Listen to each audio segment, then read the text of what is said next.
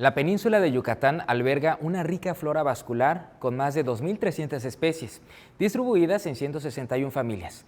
Esta biodiversidad es única debido a la influencia de Centroamérica y las Antillas. De estas especies, más de 200 son endémicas, lo que significa que solo se encuentran en esa región. La flora abarca desde árboles como la ceiba y el chicozapote hasta orquídeas y bromelias. Estas plantas forman ecosistemas vitales desde los manglares costeros hasta las selvas y son fundamentales para el patrimonio natural y cultural de la península. De esto y mucho más vamos a hablar hoy aquí en La Ciencia está en los Detalles. Sean bienvenidas y bienvenidos.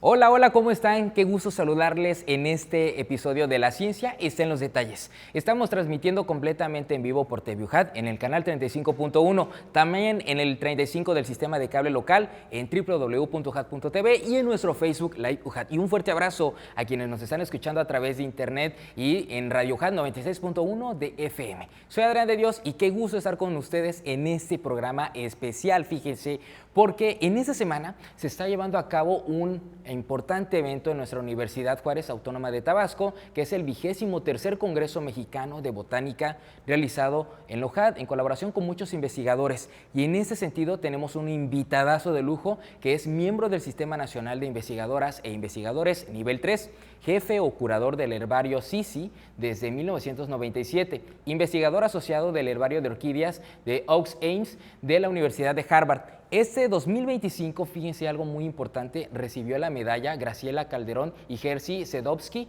al mérito botánico y muchísimas cosas más que vamos a platicar en este episodio. Por supuesto, le damos la bienvenida al doctor Germán Carnevali Fernández Concha. Mi estimadísimo doctor, bienvenido, ¿cómo estás? Pues muchísimas gracias por la invitación, estoy muy bien, feliz de estar aquí. Muy emocionados nosotros también. Yo estoy emocionado también. Pues una vida en la ciencia, ¿no? Así es. Desde que estabas, como por ahí escuchamos, en Venezuela, venezolano, ¿verdad? Así es. ¿Cómo fue ese andar, iniciar tus primeros pasos en la ciencia? Ok, comencé como muchos de nosotros científicos, comenzamos de pequeños, uno tenía una inclinación ya hacia las ciencias naturales, como muchos de nosotros comencé coleccionando primero figuritas de dinosaurios y cosas así, y en algún momento pensé que iba a ser paleontólogo o iba a ser antropólogo o alguna cosa así. Luego inicié una colección de insectos y tenía muchos escarabajos y pensé que iba a estudiar coleópteros, especialmente cerambícidos, que son esos coleópteros que tienen las antenas largas. Ajá.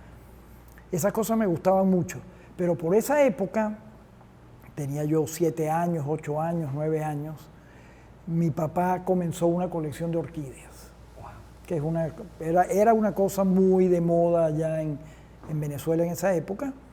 Y pues, hijo, ven acá, dóblame este alambre, rellena esta maceta con material y cosas. Y pues me enamoré del hobby.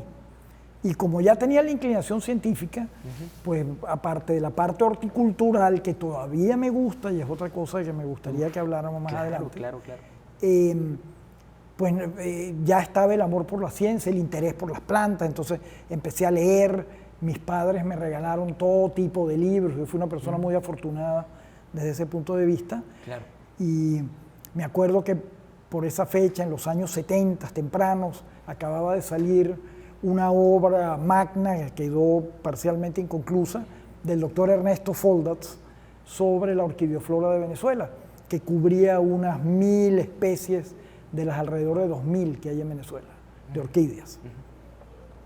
Y me acuerdo la sensación inenarrable de placer y de emoción cuando tuve ese libro en la mano. Yo dije, no, esto es lo que yo quiero hacer. Me imagino. Esto es lo que a mí me gusta. Y entonces, bueno, terminé mi primaria, mi bachillerato, cultivaba orquídeas, las iba a buscar en el campo, las fotografiaba, aprendí de ellos muchas cosas y eventualmente entré en la universidad allá en Caracas. Y mientras estaba en la universidad, pues me dediqué a estudiar todo lo necesario de botánica y me formé en varias áreas más, siempre con la idea de trabajar en la orquidioflora de Venezuela. Y también pasé unas épocas que me retiré por 2 años de la universidad para irme a trabajar en un invernadero comercial de orquídeas y aprendí muchas cosas de la parte comercial y la parte hortícola de las orquídeas. Y luego me reincorporé a la universidad y conseguí un empleo en el Herbario Nacional de Venezuela, era el herbario más grande allí, y trabajé como técnico de herbario. Por esa época conocí a Ivonne Ramírez, hoy la doctora Ivonne Ramírez, que es mi esposa hoy. Qué padrísimo. Y entonces, bueno, comenzamos una carrera juntos. Yo en esa época estaba interesado tanto en orquídeas como en bromelias, y las primeras publicaciones las hicimos juntos, y eran básicamente de orquídeas, y ella le fue agarrando más amor a las bromelias y eventualmente nos divorciamos. Ella siguió con las bromelias y yo seguí con las orquídeas, pero seguimos juntos nosotros. Y trabajando como técnicos de herbario, en Venezuela se estaban llevando a cabo unos proyectos muy interesantes.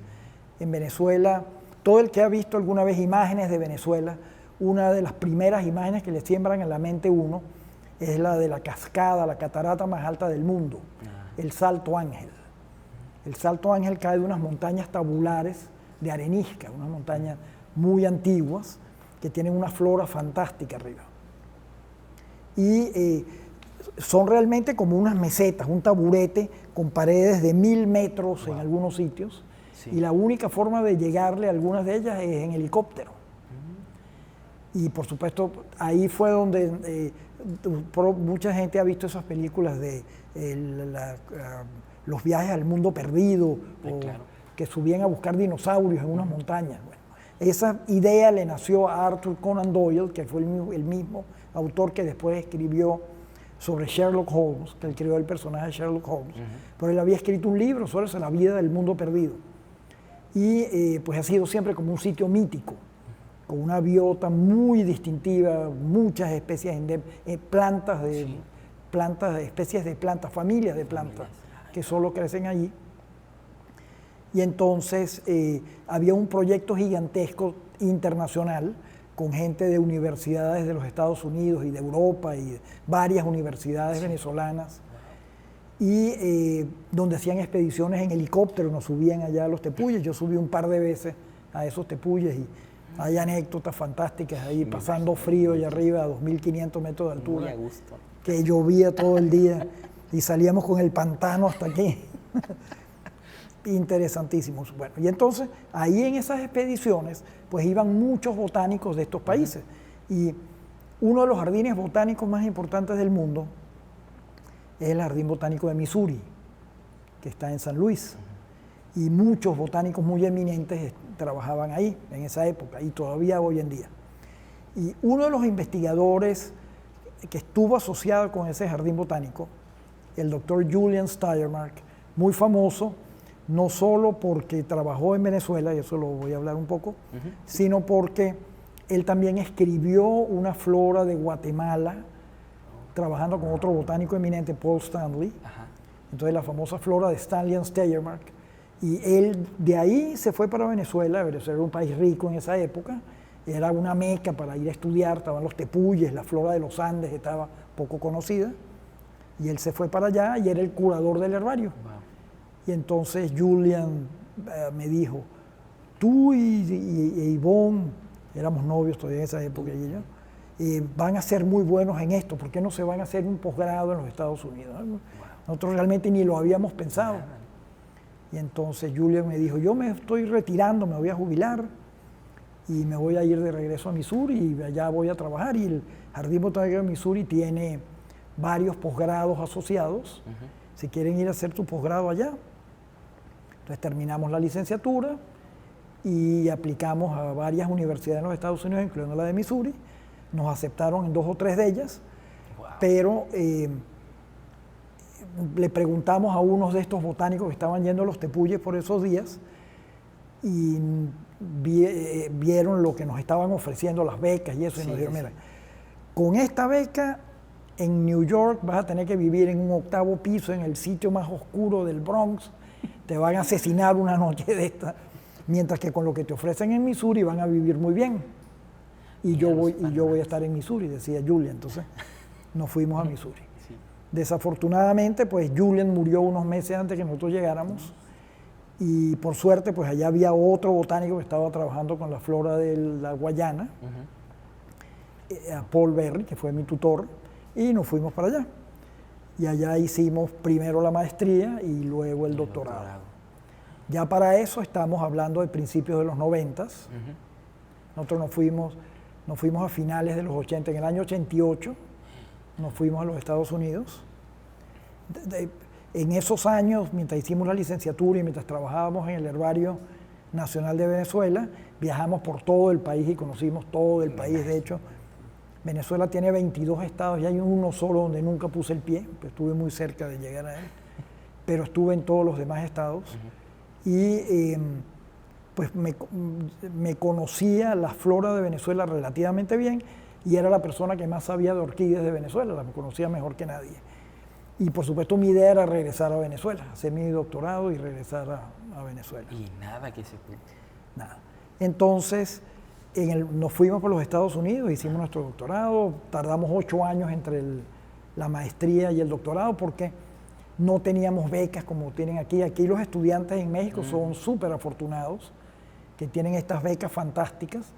Nosotros tuvimos que trabajar, teníamos lo que se llama teaching scholarships, o sea, nosotros dábamos clase en la universidad en pregrado y con ese dinero nos pagábamos los estudios. Los estudios. La tuition. Ajá. Con esto nos vamos a una pequeña pausa y ponle pausa ahí para que podamos platicar más de tu trayectoria. Seguimos, amigos, en La Ciencia están los detalles a través de TV, Radio Had y nuestras plataformas digitales. No se vayan.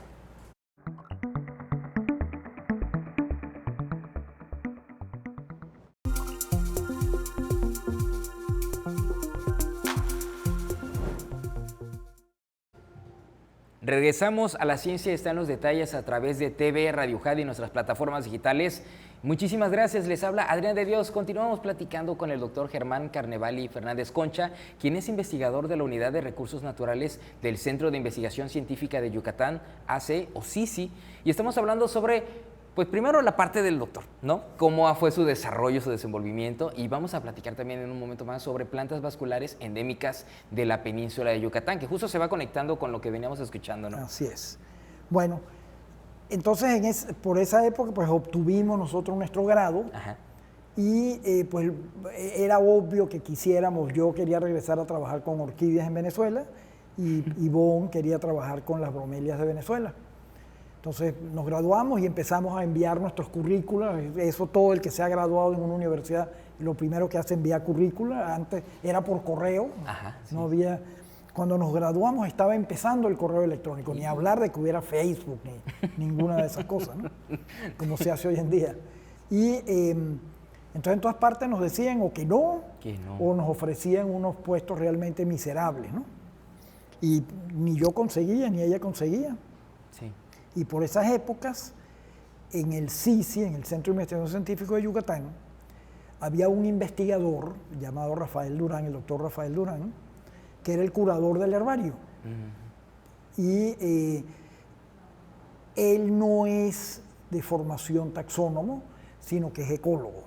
El CICI había heredado el herbario de una historia larga, que no la voy a contar mucho aquí, pero terminó este doctor que se conocía la flora de la península de Yucatán bastante bien, pero que no era taxónomo, era ecólogo. Ajá. Y entonces, pues era un momento que se estaba dando impulso a esas cosas, estamos a mediados de los 90, y deciden crear una plaza para traer un taxónomo que fuera curador del herbario. Del herbario. Ok.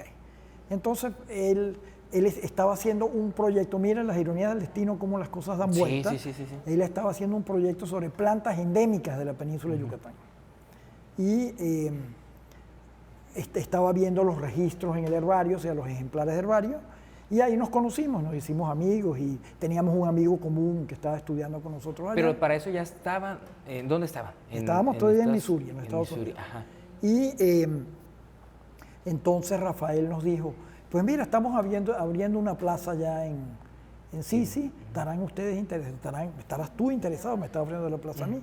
Yo le dije, pues sí, me parece que es bueno una plaza. Entonces, después nos escribió y nos dijo que me daban la plaza a mí y que probablemente contrataban a mi esposa Ivonne unos meses después. Me dio una oportunidad de 2 plazas. En la ciencia, pues está bastante difícil. Entonces no le pudimos decir que no es oferta. Además era un reto bien interesante porque no sabíamos nada de la península de Yucatán. Era un área relativamente poco conocida florísticamente. Y entonces, bueno, así terminamos en Yucatán. Sí. O sea, aquello fue muy, muy entretenido porque yo al llegar no sabía nada todo nuevo, todo nuevo para nosotros. Sí. ¿Qué fue lo más así como que recuerdas que te haya llamado la atención y que digas, de aquí? ¿Justo las orquídeas? Bueno, las orquídeas de la península de Yucatán es uno de los sitios más pobres en orquídeas del mundo. Pero eso yo nunca lo vi como un gran problema porque, pues, ya hoy en día pues, hay muchas formas de uno acceder a la información. Claro. De hecho, muchas veces los mayores especialistas en grupos de plantas tropicales pues viven y trabajan en instituciones en Europa o en los Estados Unidos. Entonces, si lo puedes hacer de los Estados Unidos, pues más fácil lo puedes hacer desde aquí, ¿no? Claro. Entonces, pues sí, nos vinimos para acá y empezamos a trabajar yo en orquídeas y mi esposa en bromelias, la contrataron unos meses después y me encargué yo de la curaduría del herbario. Wow. ¿Tienes una idea de qué cosa es el curador de un herbario? Sí, más o menos. Ok, el curador de un herbario es la persona que se encarga de manejar los recursos del herbario, o sea, a dónde colectamos plantas, o sea, qué áreas de la región no están bien muestreadas, a quién le intercambias plantas. Porque el tomador de decisiones, ¿no? En ciertas sí, un poco esto, y tiene que encargarse de lo que se llama la curación del herbario. Seleccionar bien las... No, es otra cosa. Sí. Ajá.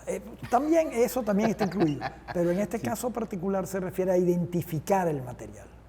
O sea, cuando la gente sale al campo, nos incluye a todos, uno va, suponte vamos a donde están los manglares interiores del doctor Burelo, que son tan famosos en estos días, ¿no? Doctor, saludos. Ajá, exacto. Entonces, el doctor Burelo va y colecta todas las plantas que hay allí, para saber qué plantas crecen en ese sitio. Ahora, eso no quiere decir que el doctor Burelo o quien lo acompañe conozca todas esas plantas. Pero tú puedes hacer el ejemplar, lo seca y entra al herbario. Y eventualmente alguien llegará y lo identificará. Entonces, le pondrá nombre, un especialista por ejemplo, en orquídeas. A lo mejor él colecta una orquídea y no sabe qué orquídea es. Para eso están los especialistas. En este caso yo soy especialista en orquídeas, entonces yo le puedo identificar las orquídeas. Pero eso no quiere decir que tú no debes colectar la planta si no la conoces. Más bien se colecta para que entre al herbario y algún especialista eventualmente le identifique. Entonces la labor del curador, entre otras cosas, es garantizar que los ejemplares del herbario de la colección se identifiquen correctamente. Entonces una de las primeras cosas que yo llegué fue empezar a preparar paquetes por familia a enviárselo a especialistas. Por ejemplo, te pongo un ejemplo, la familia Rubiaceae, que es la familia a la que pertenece el café, una familia muy grande, taxonómicamente muy complicada, tiene un especialista aquí en México, la doctora Elga Ochoa-Terena. Entonces yo preparé un paquete de material y se lo envié por correo a la doctora Ochoa-Terena y ella nos los devolvió con los nombres. Todo, ¿entiendes? Entonces, ¿por qué? Porque un herbario es una colección de muestras muy grande. Sí. Okay.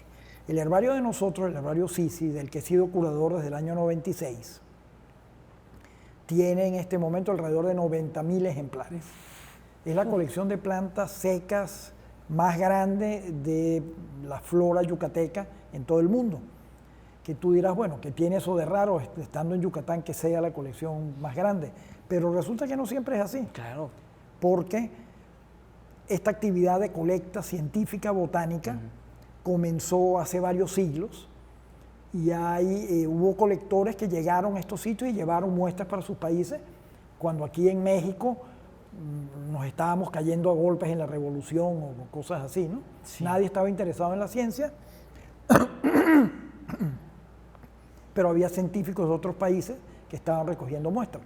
Y eso es muy interesante porque no tenemos las muestras nosotros aquí, pero si tú quieres saber qué plantas vivían en el Valle de México antes de que los españoles, hace 2 siglos, hay ejemplares de herbario depositados en herbarios europeos y de los Estados Unidos que te permiten saber qué plantas había hoy, en esa época, claro, que hoy ya no existen. Por ahí fíjate que tenemos el códice de la Cruz Badiano, Badiano, ¿no? exactamente. Justo también está ahí, por ahí, cocinándose para hacer el... Ajá, ¿ves? Sí, ¿no? Ok, ese códice Badiano, precisamente acabo de ver un video sobre eso hace un rato, extraordinario. Y uno de los problemas que tiene es que no está asociado con ejemplares de herbario.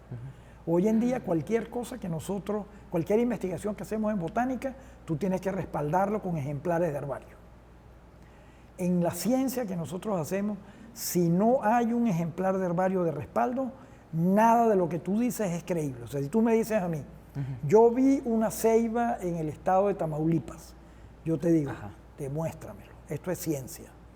Y en este caso tú tienes que buscar un ejemplar de herbario colectado en Tamaulipas de ceiba. Sí. ¿Entiendes?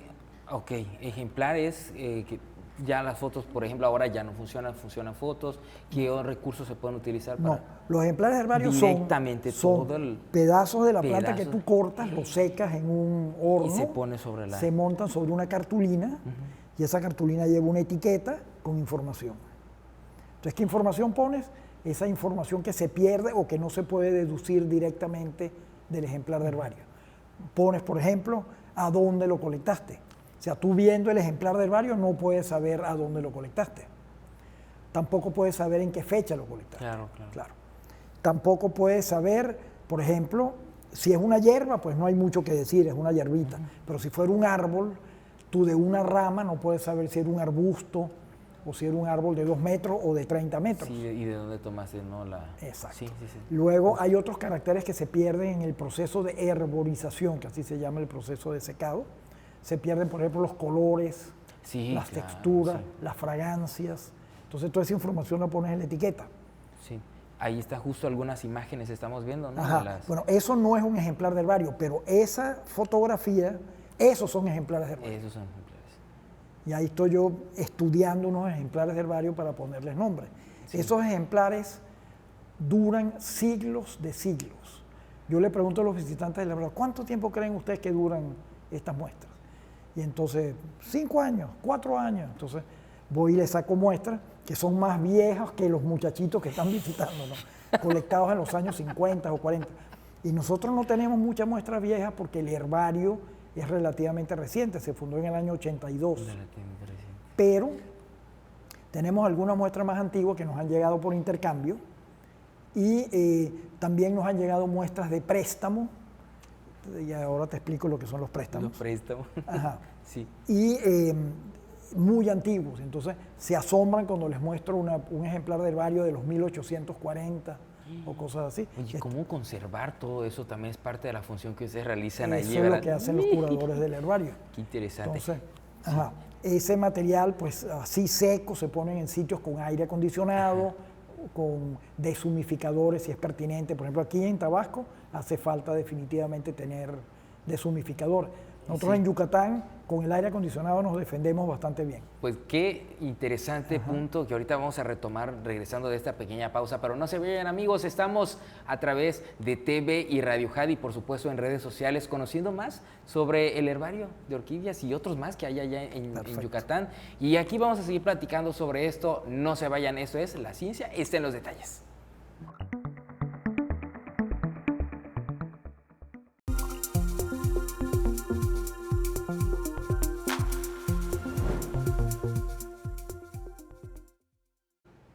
Regresamos amigos, estamos en La Ciencia, está en los detalles. Qué gusto que estén con nosotros en esta plática buenísima con el doctor Germán Fernández, quien es investigador de la Unidad de Recursos Naturales del Centro de Investigaciones Científicas de Yucatán, AC o CICI. Estamos hablando sobre herbarios, ¿no? Estamos hablando, pero ahorita vamos a hablar ya sobre plantas vasculares endémicas de la península de Yucatán y nos quedamos cómo es más factos, más información sobre los herbarios, ¿verdad? Sí.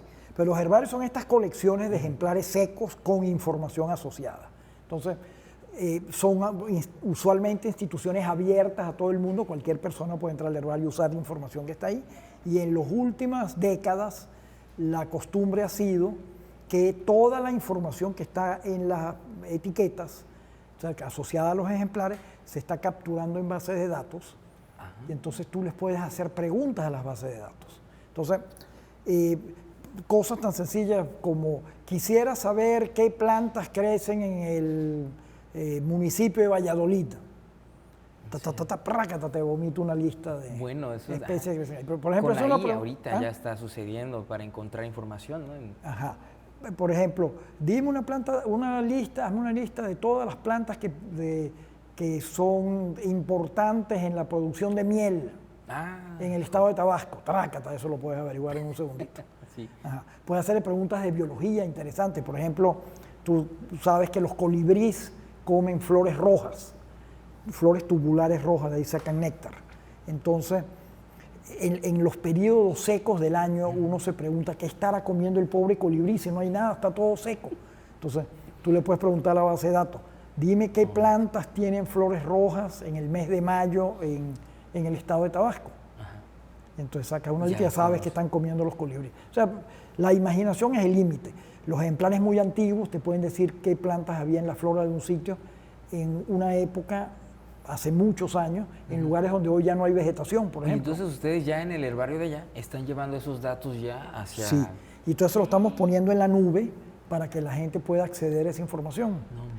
En este momento en México hay alrededor de 105 herbarios, de los cuales muchos, más del 90% estamos registrados en una cosa que se llama el Index Herbariorum, y pueden acceder a la información de esos herbarios por allí. Y hay alrededor de, esta mañana vi un estadístico, como 6 millones de muestras en todo de México, en los herbarios mexicanos.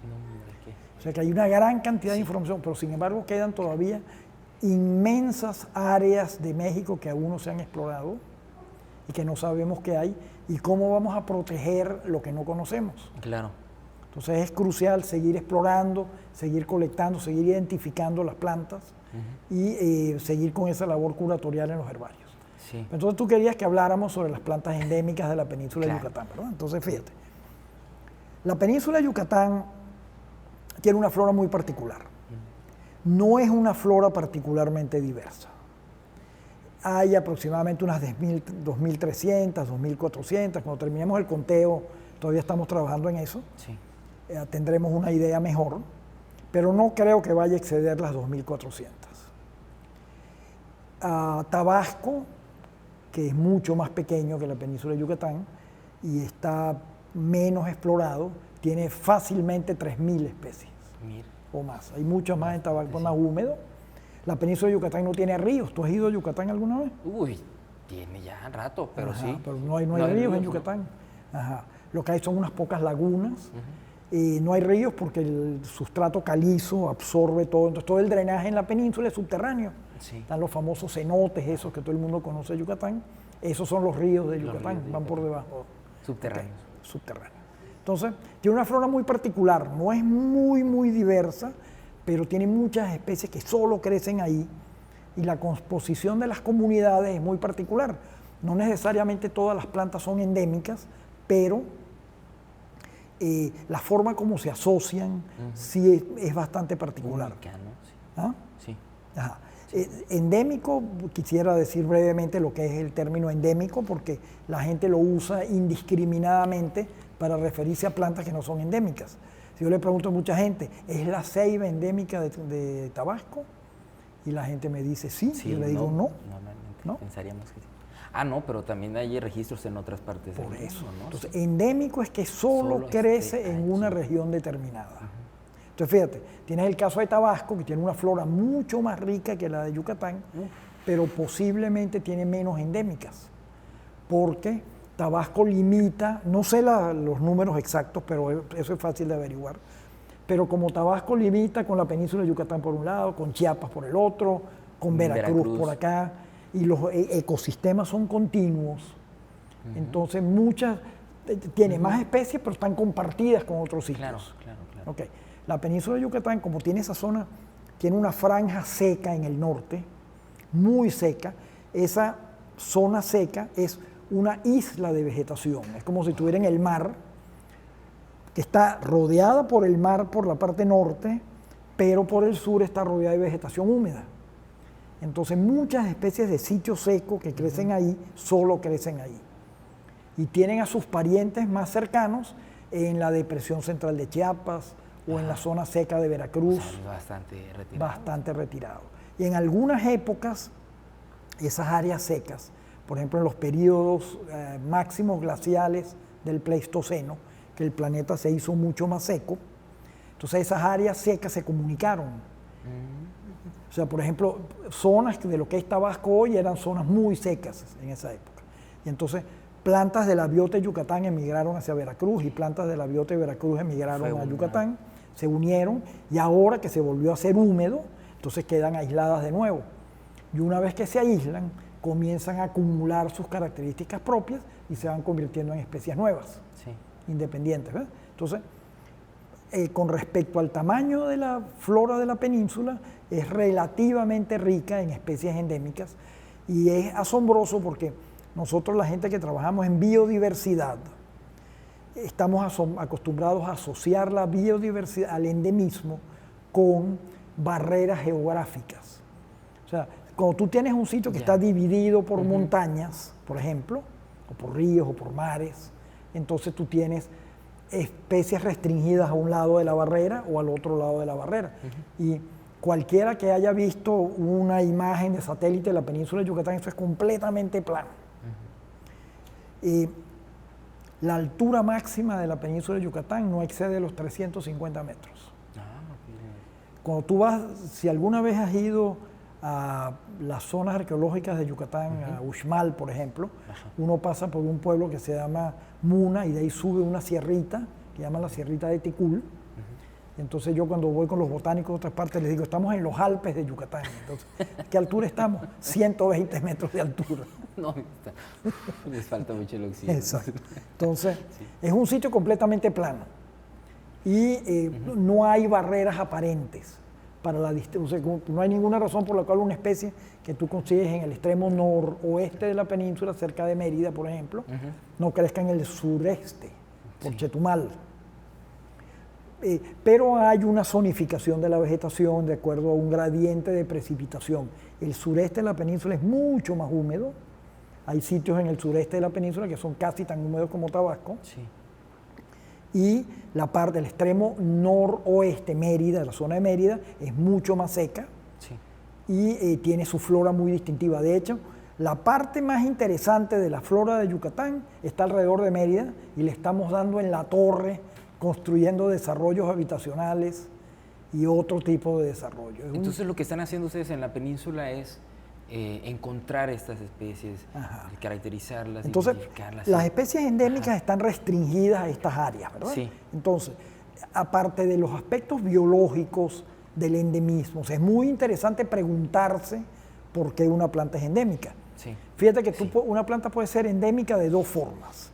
Una planta puede ser endémica porque se acaba de ocurrir la especiación, el proceso de convertirse en una especie nueva, y todavía está empezando a extender su rango de distribución.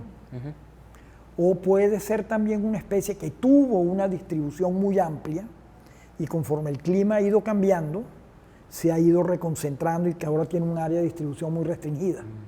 ¿Ves? Sí. Y en Yucatán parece que hay de los dos tipos de endémicas. Cosas que son remanentes, vestigios de una vegetación de más amplia distribución, y otras que evidentemente se especiaron hace muy poco tiempo. Sí. Okay. Ese impacto que tiene en el desarrollo de estos entornos, de esos ecosistemas. Bueno, fíjate, entonces el punto que quiero resaltar aquí es que aparte del aspecto biológico del endemismo, hay otra parte práctica, que es la conservación. Y cuando las plantas son endémicas de tu área, tú eres el responsable de conservarlas. Claro. O sea, tú no le vas a pedir a la gente de Chiapas que conserve las endémicas de Yucatán. Sí. Nos toca a nosotros. Entonces, en este momento hemos continuado ese trabajo de las endémicas y el doctor Durán, del que les hablé hace un rato, había comenzado con ese proyecto, lo abandonamos por mucho tiempo y lo retomamos hace como unos 8 años. Y el listado que él tenía en esa época es muy diferente al de nosotros, porque han cambiado nombres, algunas cosas que él pensaba que eran endémicas, ahora sabemos que llegan a otras partes, y hemos descubierto un montón de especies nuevas, endémicas, y otras que pensábamos que tenían distribuciones amplias, resulta que las que están en otras partes pues son otras especies y las que hay en Yucatán sí son Sí, especies son endémicas. endémicas. Entonces, pues estamos haciendo este libro para la conservación, el conocimiento y conservación adecuado de esas plantas endémicas. Es algo tremendo que con el mismo paso del tiempo sigue evolucionando, ¿no? Exacto. La biota es una cosa dinámica que está sucediendo continuamente y nosotros aceleramos el cambio ahora con toda nuestra actividad antropogénica, pues estamos talando los bosques, estamos haciendo que el clima del planeta sea más caliente. Que eran naturales realmente están viéndose muy afectados por nuestras actividades. Hay mucha gente que dice hoy que está trabajando con cambio climático y sí está sucediendo un cambio climático sin duda. Nosotros los que trabajamos en taxonomía, en evolución, realmente estamos trabajando también en cambio climático por una escala temporal mucho más grande, ¿no? Me imagino. Trabajando en lo que llamamos...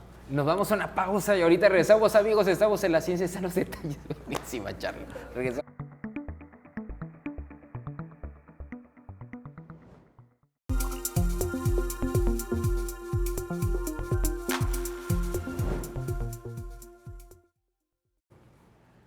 Regresamos a La Ciencia Está en los Detalles, amigos. Seguimos platicando con el doctor Germán Carnevali, quien es investigador de la Unidad de Recursos Naturales del Centro de Investigaciones Científicas de Yucatán. Y hablando de plantas vasculares, ya escuchamos un poquito del proyecto que están desarrollando, pero también sabemos de la parte de las orquídeas, que es algo que también escuchamos al inicio desde chiquitito, ¿no? Estás metido en ese... Las orquídeas son un mundo fascinante. Es la familia de plantas más grande del mundo. Hay tal vez, todavía no nos hemos podido poner de acuerdo cuántas especies son, pero son más de 30.000 especies y hay decenas o centenares de miles de híbridos artificiales hechos por el hombre. La mayor parte de las orquídeas que la gente ve cultivadas en jardines, bueno, esa es una especie, esa es una especie de orquídea, el género Encyclia. Ese género lo he trabajado yo por muchos años, de hecho, mi tesis de licenciatura en Venezuela la hice con ese género. Sí. Y cuando me fui a los Estados Unidos para trabajar en orquídeas, yo estaba buscando algún grupo de orquídeas que no tuviera especialistas. Porque no es porque seamos territoriales, sino es porque no vale la pena duplicar el trabajo. Claro. Sí. O sea, si hay alguien trabajando.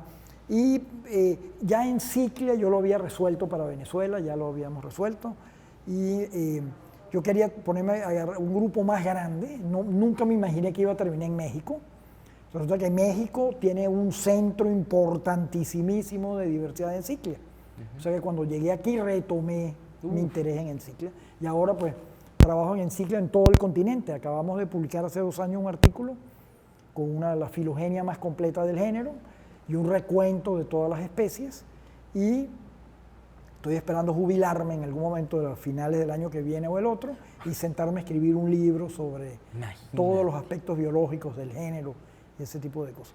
Sí. En los Estados Unidos, yo entonces decidí que me iba a poner a trabajar en otro grupo de orquídeas, que es la subtribu. Mira, las orquídeas tienen tantas especies y tantos grupos que para podernos comunicar y poderla partir como en paqueticos de variación discreta, que nos permita decir yo comienzo a trabajar aquí y termino aquí.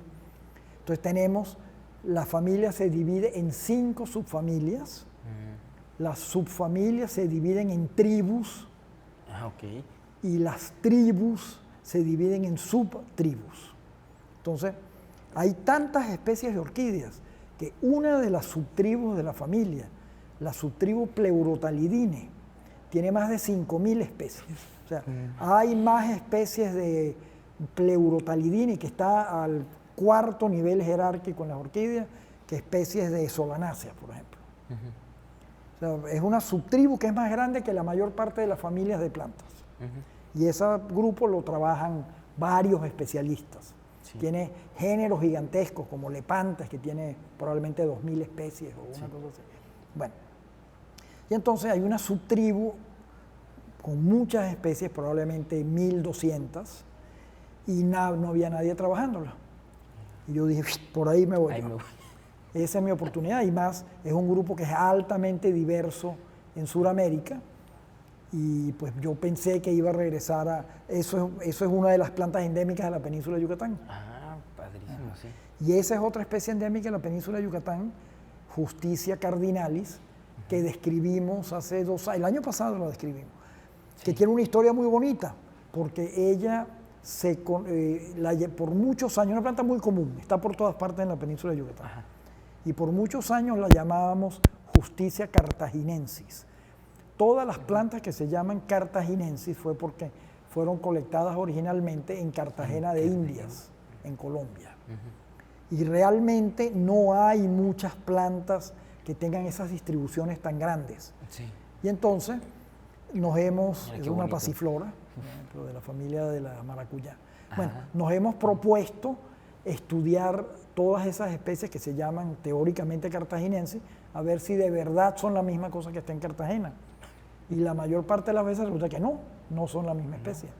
Son especies muy diferentes. Imagínate lo complicado que debe ser también volver a reescribir toda esa información. Bueno, ¿cómo crees que se hace eso? Se hace trabajando con los ejemplares de herbario. Y con fotografías y plantas vivas y con estudios de ADN. Se hacen muchas cosas para avanzarle ese tipo de estudios. Sí. Okay. Sí, bueno, es sorprendente lo que se puede hacer, ¿no? Cuando empiezas a contrastar la información con otros colegas, me imagino, ¿no? Así es. Sí, eso es algo muy, muy interesante. Y justo en este último bloque, pues, híjole, hemos escuchado de tantos temas relacionados, pero también por ahí mencionábamos al inicio que te van a, bueno, ya se supo de una medalla que te van a otorgar. Sí. Sí, ¿qué representa para ti este tipo de...? Bueno, sería para uno como la culminación de la carrera de uno, ¿no? Realmente yo no me pienso, tal vez me jubile en año y medio o algo así, pero yo pienso seguir en la academia, que tengo ideas de libros y artículos y cosas. Como dice uno, siempre las cosas que se quedaron en el tintero, ¿no?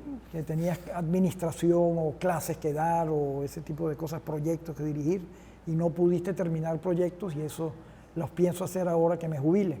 Sí. Y de hecho, el último año he estado ya poco a poco descargando cosas administrativas en otra gente y estoy tratando de no asistir a juntas que me pueda brincar.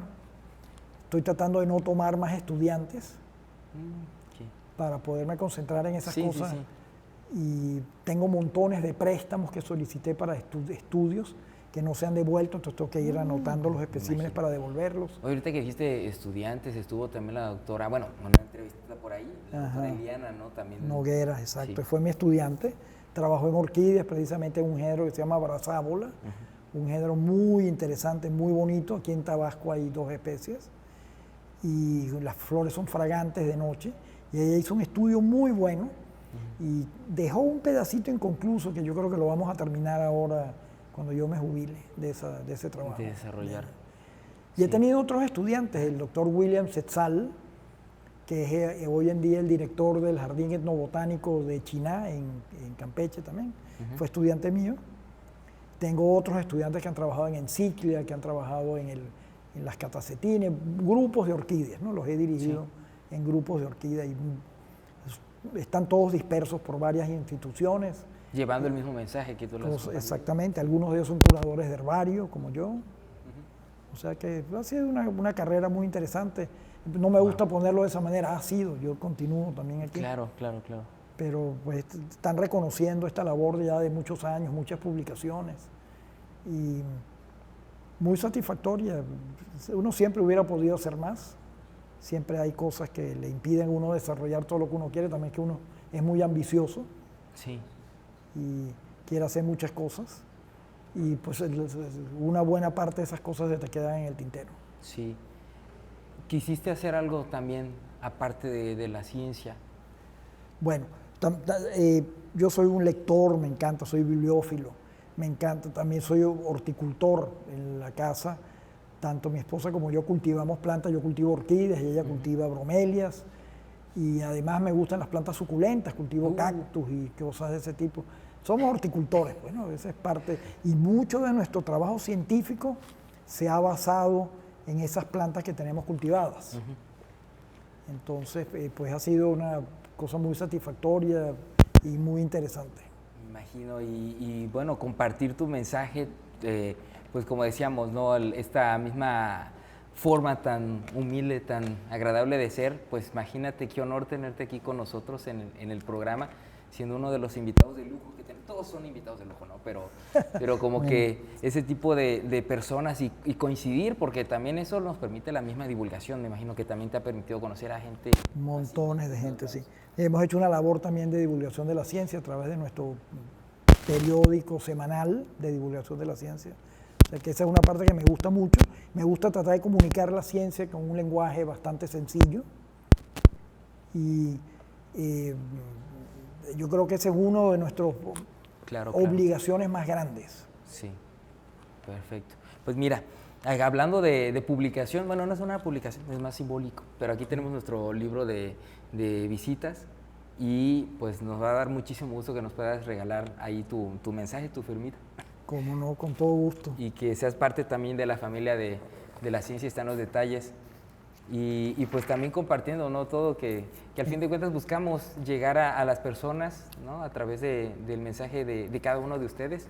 Y bueno, hacerles también vivir parte de la ciencia. Aquí en este de acá para aquí que de este sea. lado, ok. Sí, sí, sí. Y pues justo esto también nos lleva, ¿no? a seguirles invitando a que se sumen a las actividades que se desarrollan en la universidad. Justo mencionar que estamos en el marco del 23º Congreso Mexicano de Botánica, donde pudimos, por ahí van a ver más adelante algunas entrevistas muy interesantes con algunos expertos en botánica y otros temas más, pero en este episodio nos acompañó el doctor Germán Carnevali Fernández Concha, quien es investigador de la Unidad de Recursos Naturales del Centro de Investigación Científica de Yucatán, CICI-ACE. Y estuvimos platicando de plantas vasculares endémicas de la península de Yucatán, pero yo creo que de mucho más y de tu trayectoria. Sí. Es que qué regalo poderlo escuchar en viva voz. Pues muchísimas gracias, es un inmenso honor tener la oportunidad de conversar contigo, te lo agradeceré eternamente. Muchísimas gracias. Y bueno, de parte de todo el equipo de producción le agradecemos al licenciado Guillermo Narváez Osorio, quien es rector de la Universidad Juárez Autónoma de Tabasco, y pues también agradecer al doctor Burelo, porque nos apoyó Neil, también Mati, por allá está Randy y los chicos de servicio que también se sumaron a esta transmisión. Muchísimas gracias. Les mandamos un fuerte abrazo. Soy Adrián de Dios y recuerden, Legado UJAT, estudio en la duda, acción en la fe.